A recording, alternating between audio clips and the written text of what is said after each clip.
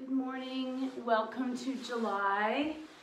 June was a very intense emotional month, lots happening politically and around the world, in our own backyard and far away. That's kind of the curse that's been of access to information. Knowing what's going on in every corner of the world at any given point can be a gift, it's keeping us connected, but it also is, if you're an empath and you have a big heart and you take into consideration feelings, you then take them on. Think of them as like cat hair or lint on a black shirt. So sometimes coming to your mat is a way to give your mind and your heart a reprieve from all of that emotional taking on. Think about when you have a stack of laundry and you keep adding another piece to that pile, eventually something has to fall over, something has to give. So today came up as have courage to act on your convictions. To have courage in the world means joining convictions to action. Being clear about your convictions, what you would have to believe. Hey Google, turn music down. Hey Google, turn music down. Being clear about your convictions, what you believe to be true and right, is the first step.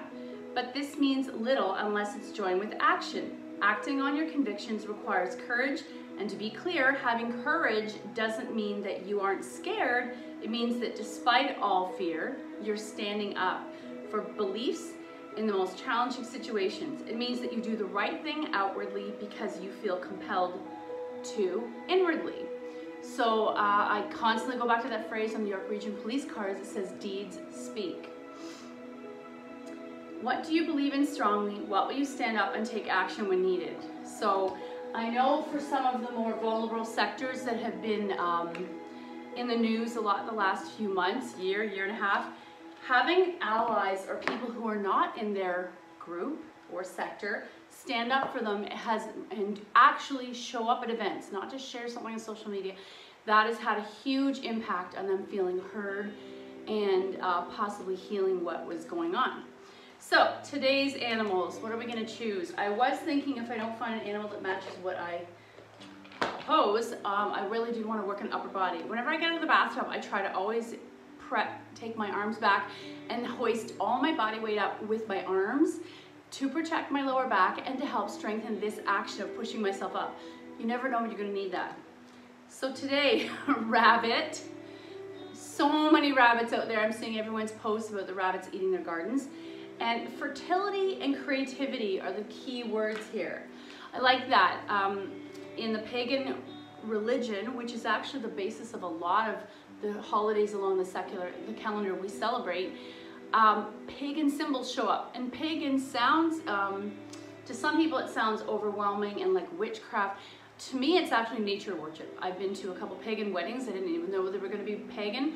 And I love the alignment of what's happening in nature with making it, if you want to call it, a religion.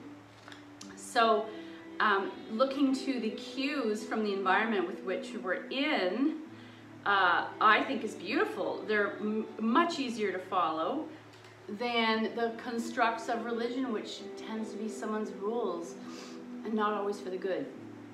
So fertility, your creativity is at its peak. Maybe this summer is your summer of getting back into some expression that you had never done before, or you put off when you were younger.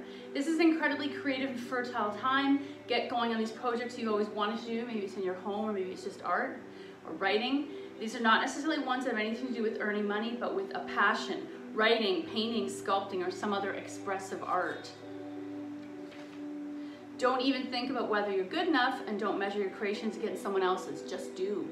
Let them be your unique manifestations of a fertile imagination without comparing them to anything or anyone else.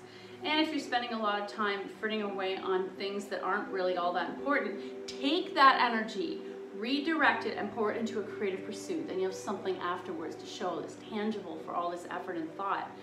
All those distractions sidetrack you from knowing the joy of Pute, whatever that is, an unadulterated artistic revelation. Go for it. I love that. Every so often I will clean up my craft closet in my office, and it brings forth, I either look at the supplies, am I going to use them? I do something with it. And if I'm not going to use it, I give it to my friend's little girl. So let's come to the mat. We will do arms. Guess that's what the universe wants. Lying on your back slowly, mindfully.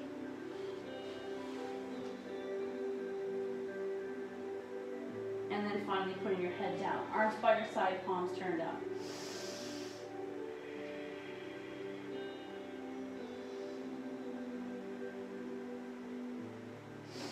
And gently roll your head from one side to the other, because we know with our arms and our shoulder strength, this is where the body carries stress from the mind and the heart, is in your shoulders.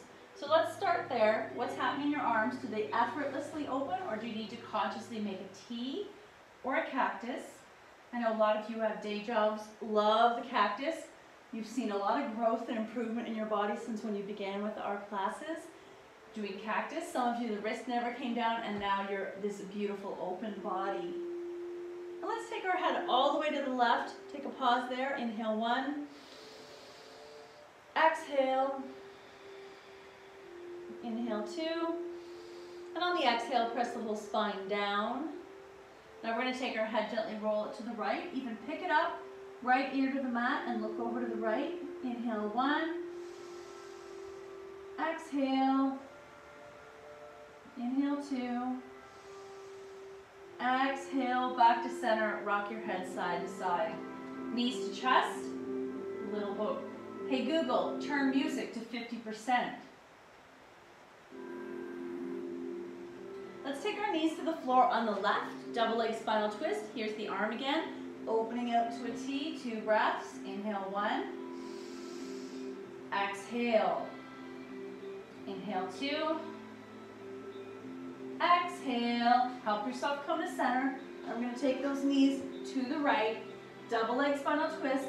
Left arm open. Settle that shoulder. Inhale 1. Exhale. Let your head roll to the left. Keep the stretch on a diagonal. Inhale 2. Exhale back to center. Little boat. Let's take our right leg in, slide the left leg straight.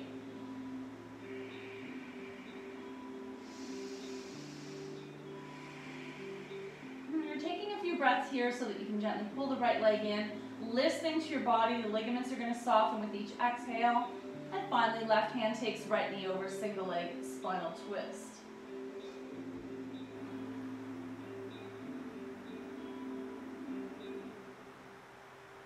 Back to center. Take that knee out to the side, half of a frog on your back. What's happening in the left side as a response? Flex the foot and back to center, little boat. Left leg in, right leg extends. Pause. Right hand takes left knee over, single leg spinal twist, 2 breaths.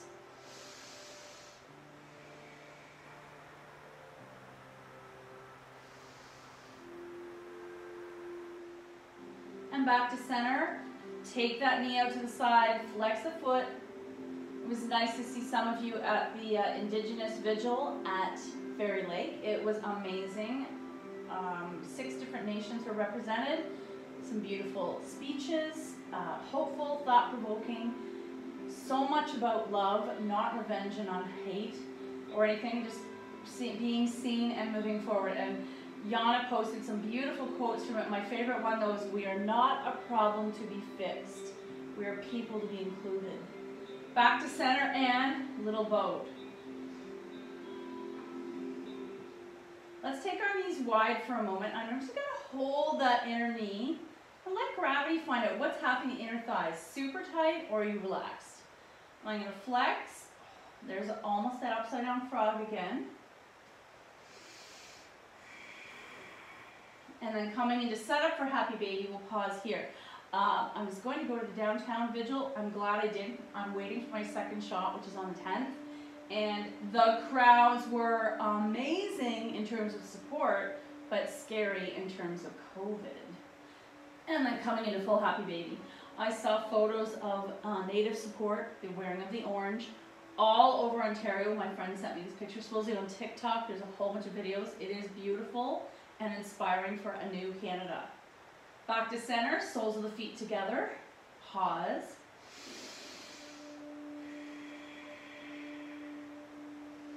And feet to the mat, knees out to the side. So I've had a couple requests for when are we coming back to normal in our classes. I think because of the variety of different interests in time and at this point, we're going to continue with virtual classes, but I am going to probably do Tuesday nights. We'll do outdoor classes once a week, included in your all-included price, and your monthly pass. And then I will also film it while we're outside, so that if someone couldn't attend, they can see that copy. And it would be an outdoor class. If the weather was good, I guess we could do it around the pool, but I feel like on the grass and the trees is more nature. Think about it, let me know. I know I have a couple of you who've already shown interest, but let me know if you would attend that, because I would need about minimum 5 people wanting to do this. And there would be some flexibility, but there's one night while I will be away in early July. So we would just not have the live class. But it's just an experience to start getting back together. I don't know that we'll ever go back to the normal routine of 5 days a week here. I've had to pick up other jobs, and so my days are pretty busy. Close the legs, feet in the air, let them dangle. 3 breaths. Inhale 1. Exhale, lower back presses into the floor. Flex the feet. Inhale 2. Feel that beautiful strengthening and lengthening in the back of the legs. And on 3, wide. Inhale 1. Exhale, close the legs. Grab your strap. Right leg's gonna stay up. Left leg lowers. Massage your right leg. Point and flex. Roll up the ankle. Fan the toes. Let's take our strap to the ball of our right foot.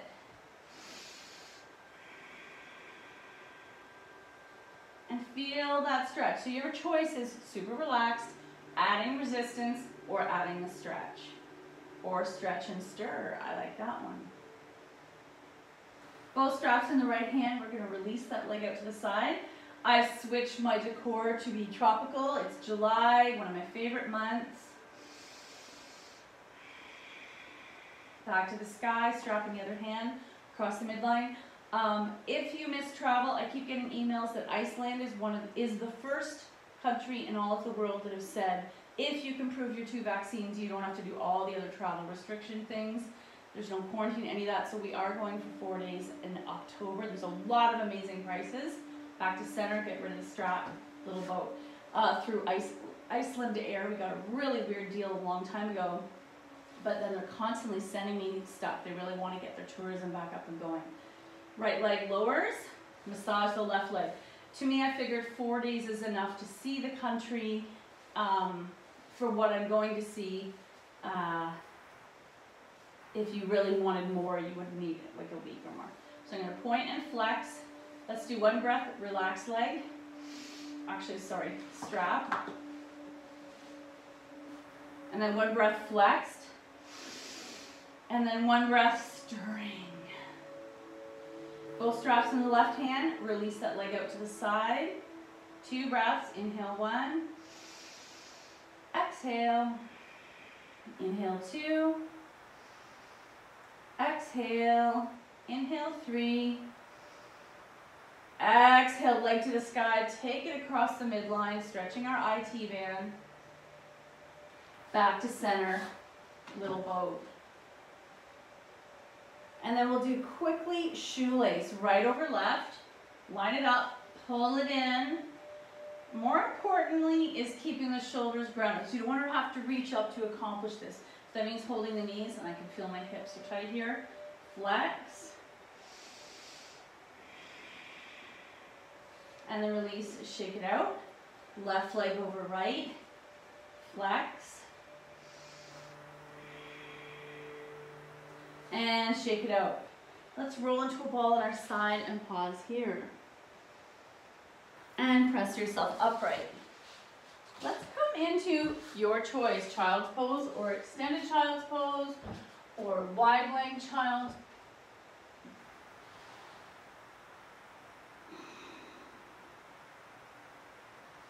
And slowly coming up to table or head to chin, chin to chest cat.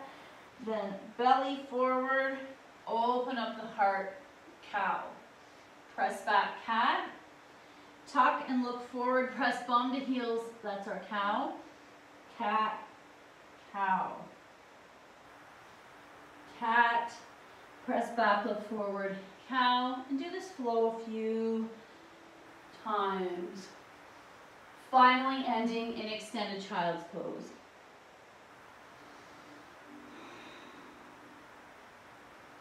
Back to tabletop. Okay. We haven't done our plank, but let's do our bird dog for a moment. Coming into tabletop, I tuck the toes for stability. Right hand, left knee are going to stay down. Step back, right foot and prep to lift. Extend left arm, flex. And finally, leg comes, toes point down, leg is the height of the hip, no higher.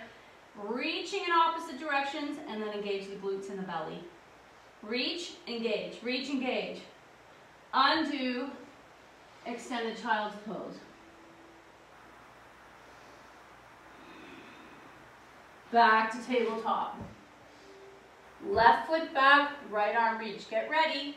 The engaging of everything creates stability. Engage, press to center, palm is facing the center. Lengthen, engage, lengthen. Undo, extended child's pose. And back to tabletop. Tuck your toes, walking forward, and let your head completely go forward fold. Arms to the side, rise, reach up. Wide arm swan dive. Half back, fold, plant, lower down. 2 breaths. Inhale, 1. Exhale, head up. Press back, downward dog. Paddling. Stretch out the hamstrings and the calves. Right foot forward, left knee back. Your choice, low lunge or tuck and rise. Hands release, feet together. Fold, rise, heart center. Inhale up, exhale fold. Half back, fold, plant, lower down. Baby cobra, press back, downward dog. Left foot forward, right knee back, low lunge. Option to tuck and rise. Hands release. Feet together, fold, rise, heart center. Okay, let's keep going. We've got 1 more on each side. Inhaling up, exhale, fold. Half back, fold, plant. However you want to get down, maybe chaturanga is in your bag of tricks. Pick up the chest, whichever cobra works for you. Downward dog. Right foot forward, left foot back. High lunge. Hands release. Feet together, fold. Rise, heart center. Awesome. 1 last side. Inhaling up. Exhale, fold. Engage the core. Swan dive. Half back. Fold. Plant. Lower. Sleeping cobra. Exhale, pick up your heart. Maybe you're going into up dog. Down dog. Left foot forward, right foot back. High lunge. Hands release. Feet together. Fold. Rise. Heart center. Nice. Okay. We said we would do arms. As a wake up, let's take our strap. Strap behind you. I like it folded, it's a habit. And I'm gonna widen my legs just a little. Feet turn in, engage the core, bend the knees, and fold. So maybe you're staying here. Maybe the arms lift away from you. And I use my arms to lift myself up. Bend your knees, fold, let your head go. Maybe the hands are resting on your bum. Maybe your arms start to lift away from you. Maybe your arms lift you up off the floor. So that's a great activity if you're feeling tight in the pecs. Okay, Let's come back to reverse plank, reverse table. You know I love these for upper body strength. So I'm gonna come, first we'll do a mini fish to help open up the chest, because a lot of our mobility isn't necessarily strength, it's also openness of the muscles. If they're tugging forward, then you're not able to lift the body weight up or open the heart. Hands behind you. Press the chest to the sky and relax. Press the chest to the sky at the same time the hands are pressing down, and maybe look to the ceiling. Option to look fully to the ceiling, and I can feel as soon as I drop my head back it becomes really tight, so I'm going to come back to staring at the ceiling. Press the chest up and soften. Chest up and soften. And one more time, flex the feet. Let's involve the whole body in this experience. Chest up and soften. Option to come into fish. I'm on my bent elbows, forearms the width of my hips or shoulders, shoulders back, staring up. So this could be fish here, or you could wiggle and come into full fish. And then come all the way out. I won't keep you that long because I know fish can be tiring. Let's come back to reverse table. Feet under the knees, hands under the shoulders. Take a pause here. Press the feet down, hips rise. Press the floor weight, that same lift that we used to open the chest before. Spread the fingers, press them down, root to rise, head in line with your spine. Now I want to add another piece. Engage the glutes, lift your heart to the sky. This is a lot of work. Some of you hate this pose. And then slowly lower all the way back down and shake it out. We'll give our wrists a little stretch just to be good. So, actually I'm going to move back so you can see that.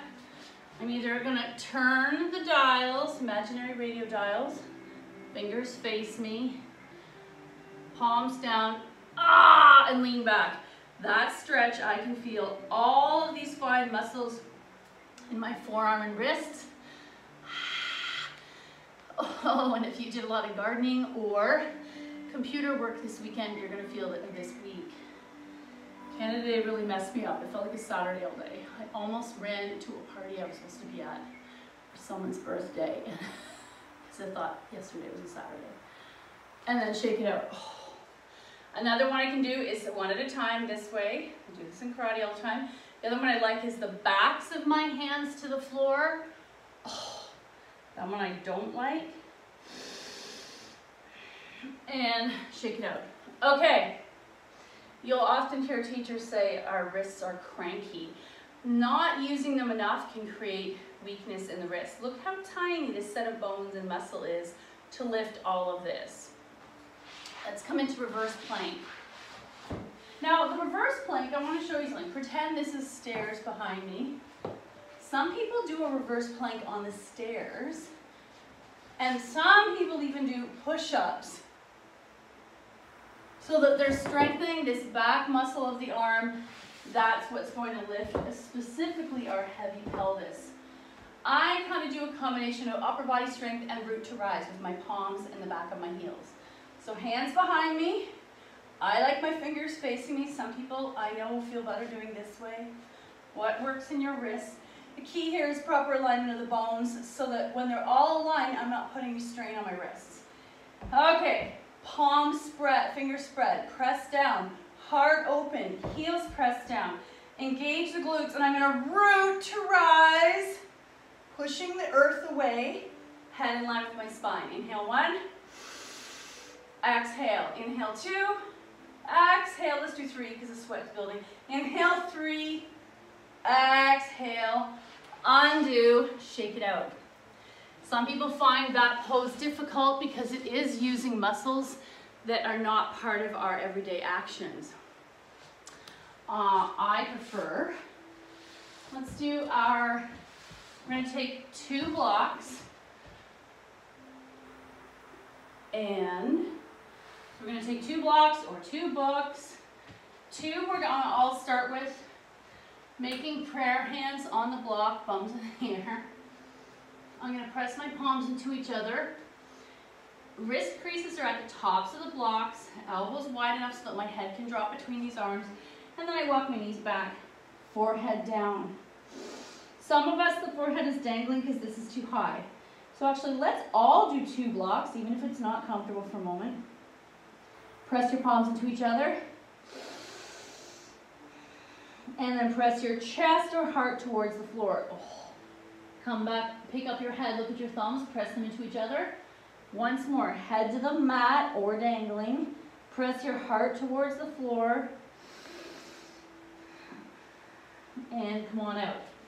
2 may be impossible for some of us, so let's all go to 1. Same action, wrist creases at the top of the blocks, palms press into each other, forehead down, heart to the floor.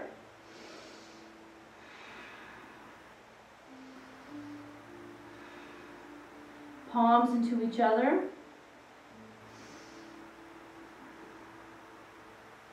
And I don't know, for some reason this is even more intense. And then back up. Oh. Next variation, blocks side by side beside each other. So now it's almost the width of the mat, wider than we need. I'm going to bring left elbow to the block, right elbow to the other block, prayer hands in the sky. Forehead to the mat. Press the palms into each other. I have the fingers nice and wide, lining up, baby finger, middle finger, etc. Press the palms into each other, press your heart to the floor. Where are you feeling this in your back?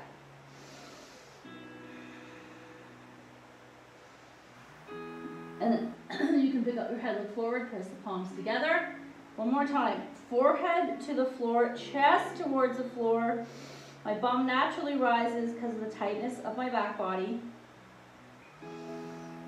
Option to try to take those thumbs to the back of your neck. And come on out. Oh. Did you notice these back muscles and any tension in the shoulder girdle may have been prohibiting of you to be able to do that? Next variation, dolphin. 1 block is all we need. 4 fingers are on the outside of each side, thumb is on the bottom. Looks like this.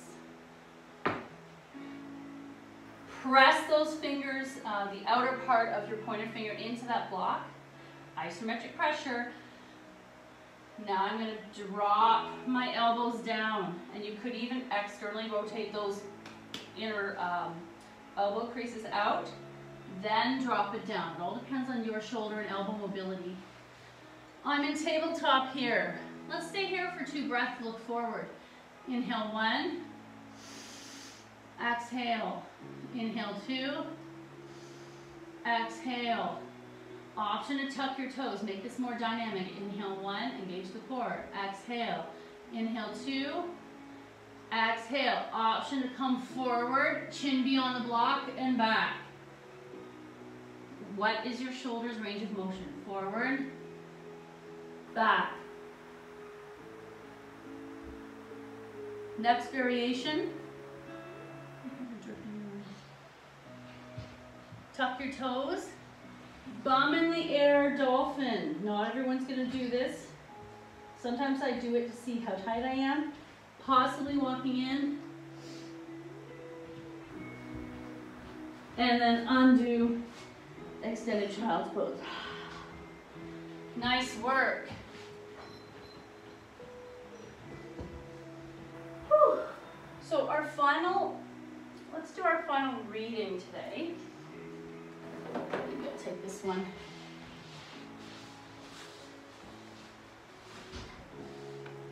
Wisdom for healing.